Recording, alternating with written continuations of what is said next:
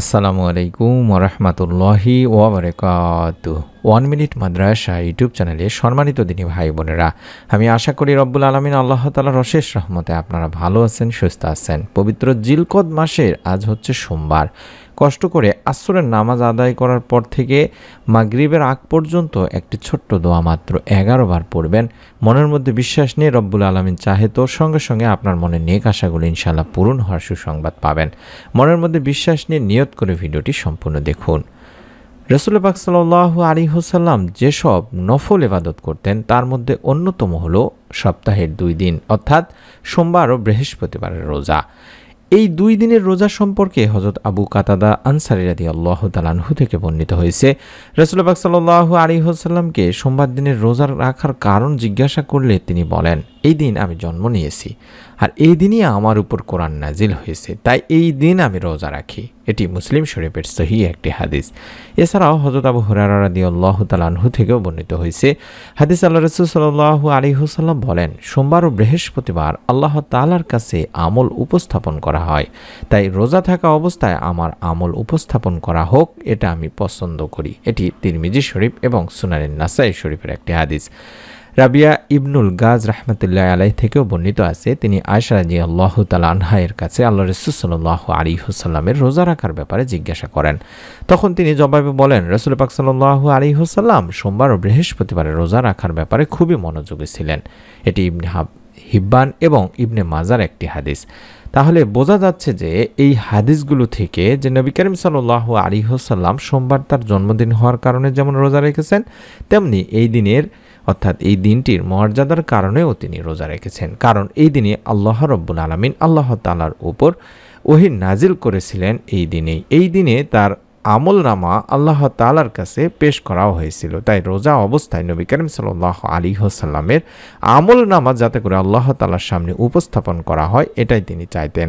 আর এই দিন রোজা রাখার অনেকগুলো কারণের মধ্যে নবী করিম সাল্লাল্লাহু আলাইহি ওয়াসাল্লামের জন্মও ছিল একটি কারণ।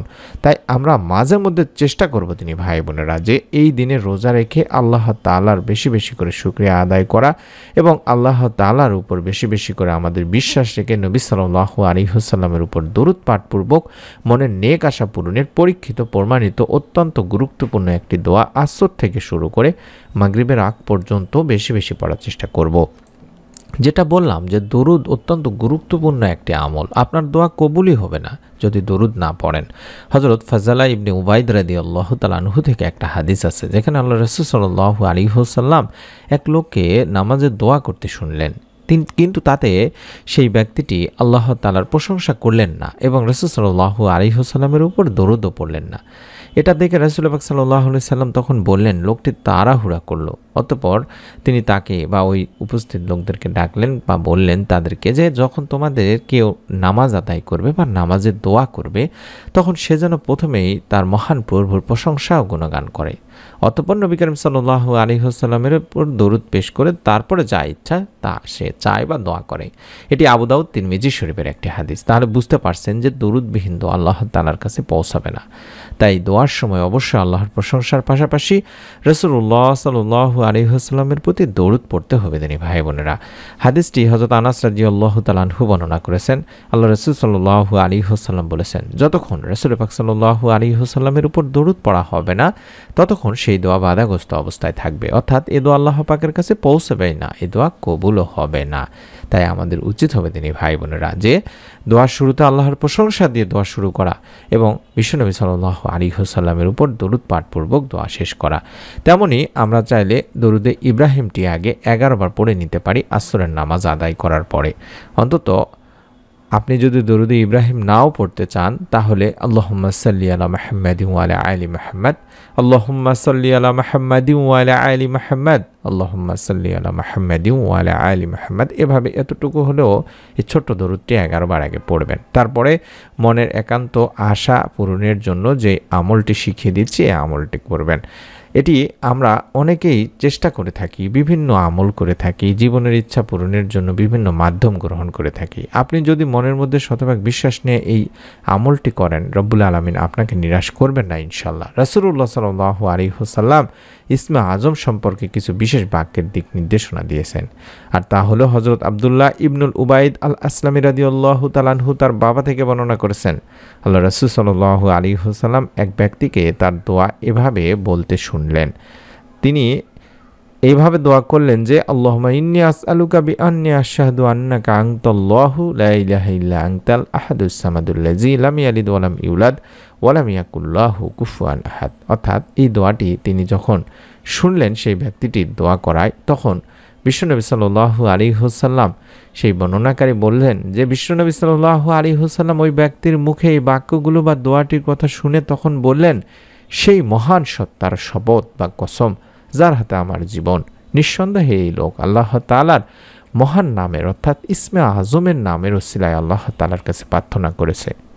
অর্থাৎ যে নামের ওসিলায় মহান রব আল্লাহ তাআলার কাছে দোয়া করা হলে তিনি দোয়া কবুল করেন, এবং যে নামের ওসিলায় মহান আল্লাহ তাআলার কাছে কোনো কিছু প্রার্থনা করা হলে বা কিছু চাইলে বা সাহায্য চাইলে আল্লাহ তাআলা তাকে তা দান করেন। এটি তিরমিজি ইবনে মাজার একটি হাদিস। অর্থাৎ আমরা যে দোয়াটি দেখতে পাচ্ছি স্ক্রিনের মধ্যে, আল্লাহুম্মা ইন্নী আসআলুকা বিআন্নী আশহাদু আন্নাকা আনতাল্লাহু লা ইলাহা ইল্লা আনতাল আহাদুস সামাদুল্লাযী লাম ইয়ালিদ ওয়া লাম ইউলাদ ওয়া লাম ইয়াকুল লাহু কুফুয়ান আহাদ। এটি হচ্ছে ইসমে আজমের দোয়া, এবং এই ইসমে আজম পড়ে আল্লাহ তাআলার কাছে মনের আশা আকাঙ্ক্ষা পূরণের দোয়া করলে অবশ্যই আল্লাহ তাআলা বান্দার মনের সব ভালো ও কল্যাণকর আশা আকাঙ্ক্ষা পূরণ করেন। সুবহানাল্লাহ, সুবহানাল্লাহ, সুবহানাল্লাহ। তাই আমাদের উচিত হবে, মুমিন মুসলমানের উচিত হবে, নিজের একান্ত কল্যাণকর চাওয়া পাওয়াগুলো পূরণে কোনো মানুষের কাছে না যায়, শুধুমাত্র আল্লাহ তাআলারই প্রতি আন্তরিকতা রেখে, ভালোবাসা রেখে, শ্রদ্ধা, বিশ্বাস, ভক্তি ও আস্থা ভরা মনের মধ্যে বিশ্বাস রেখে সংক্ষেপে যদি আমরা এই ইসমে আজমের আমলটি করতে পারি, আল্লাহকে ডেকে ডেকে আমাদের মনের চাওয়া পাওয়াগুলো পূরণের জন্য আবেদন করতে পারি, রব্বুল আলামিন আপনার দোয়াও ফিরাবেন না দিনী ভাই বোনেরা। এটি একটি পরীক্ষিত আমলের ভিডিও। আশা করছি আপনারাও মনের নেক আশা পূরণের জন্য যদি নিয়ত করে আমলটি করেন, রব্বুল আলামিন আল্লাহ তাআলা আপনারও মনের নেক আশা পূরণ করে দেবেন। আমি সহজ করে আবারও সংক্ষেপে বলে দিচ্ছি, পবিত্র জিলকদ মাস চলছে, অত্যন্ত ফজিলতপূর্ণ একটি মাস।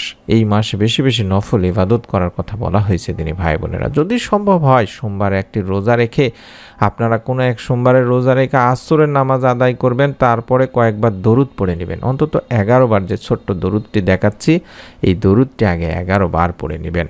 তারপরে আপনারা মনের নেক আশা পূরণের ইসমে আজমের যে দোয়াটি দেখাচ্ছি, এই দোয়াটি কম করে হলেও 3 বার পাঠ করবেন। দেখে দেখেও পড়তে পারেন, কোনো সমস্যা নেই ইনশাআল্লাহ। তারপরে 2 হাত তুলে আল্লাহ তাআলার কাছে দোয়া করবেন। দোয়া করার সময় অর্থাৎ 2 হাত তুলে সঙ্গে সঙ্গে আপনারা সূরা ফাতিহাটা পড়ে নেবেন। দোয়ার শুরুতে সূরা ফাতিহা পড়ে নেবেন বা আল্লাহর প্রশংসা করে নেবেন। তারপরে আপনি বিশ্বনবী সাল্লাল্লাহু আলাইহি ওয়াসাল্লামের উপর দরুদ পাঠপূর্বক দোয়া করবেন। অর্থাৎ সূরা ফাতিহা পড়ার পরে কয়েকবার দরুদ পড়ে নেবেন। তারপর আল্লাহ তাআলার কাছে আপনার মনের যত নেক ও ভালো ইচ্ছাগুলো আছে সেগুলো তুলে ধরবেন। যদি সম্ভব হয় 2 ফোঁটা চোখের পানি ফেলাই আল্লাহ তাআলাকে বলবেন যে, আল্লাহ আমাকে একটি নেক সন্তান দান করুন, আমার মনের নেক আশাগুলো পূরণ করুন, আমাকে অভাব অনটন থেকে রক্ষা করুন, রিজিকে বরকত দান করুন, শারীরিক সুস্থতা কিংবা যে কোনো ধরনের প্রয়োজন আল্লাহ তাআলার কাছে আপনি তখন বলবেন, কান্নাকাটি করে চাইবেন। আল্লাহ রাব্বুল আলামিন ইনশাআল্লাহ আপনার মনের নেক আশা পূরণ করেই দেবেন। মনের মধ্যে একটা বিশ্বাস নিয়ে নিয়ত করে আমলটি করুন, এবং অনুরোধ করছি অবশ্যই নতুন আমলের ভিডিওগুলো পাওয়ার জন্য আমাদের চ্যানেলটির সঙ্গে যুক্ত থাকুন। সকলে ভালো থাকুন, সুস্থ থাকুন। নতুন ভিডিও দেখার আমন্ত্রণ জানাচ্ছি। আসসালামু আলাইকুম ওয়া রাহমাতুল্লাহি ওয়া বারাকাতুহু।